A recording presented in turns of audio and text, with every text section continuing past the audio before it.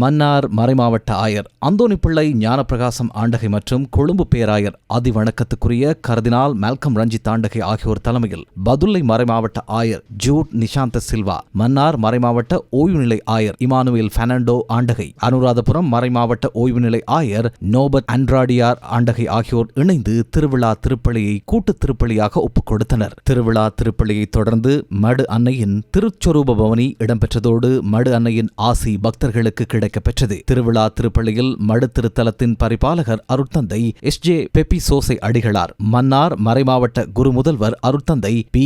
கிறிஸ்துநேசரத்னம் அடிகளார், அருட்தந்தையர்கள், அருட்சகோதரிகள், அகில இலங்கை கிறிஸ்தவ அபிவிருத்தி ஒன்றியத்தின் தலைவரும் சர்வதேச இசைக்கல்லூரிக்கான பயிற்சி நிலையத்தின் இலங்கைக்கான தூதுவருமான அதிவணக்கத்துக்குரிய அருட்கலாநிதி எஸ். சந்துரு பெர்னாண்டோ, பலஸ்தீன அரசின் தூதுவர் இஹாப் ஐ.எல். கலீல் ஆகியோர் கலந்து கொண்டதோடு நாட்டின் பல பாகங்களிலிருந்து சுமார் 10 லட்சத்துக்கும் அதிகமான பக்தர்கள் கலந்து கொண்டிருந்தனர். பாதுகாப்பு நடவடிக்கைகளும் பலப்படுத்தப்பட்டிருந்தமை குறிப்பிடத்தக்கது. ஒரு வாழ்க்கை தத்துவங்களை முழுமையாக சுவைத்த ஒரு அறிஞன் சொல்லுகின்றான், வாழ்க்கை என்பது எதையோ மாறி மாறி பிடிக்க முற்பட்டு ஒன்றையும் பிடிக்காது, பிடித்துக் கொள்ள முடியாது சாவதுதான் வாழ்வு என்று சொல்லுகின்றான்.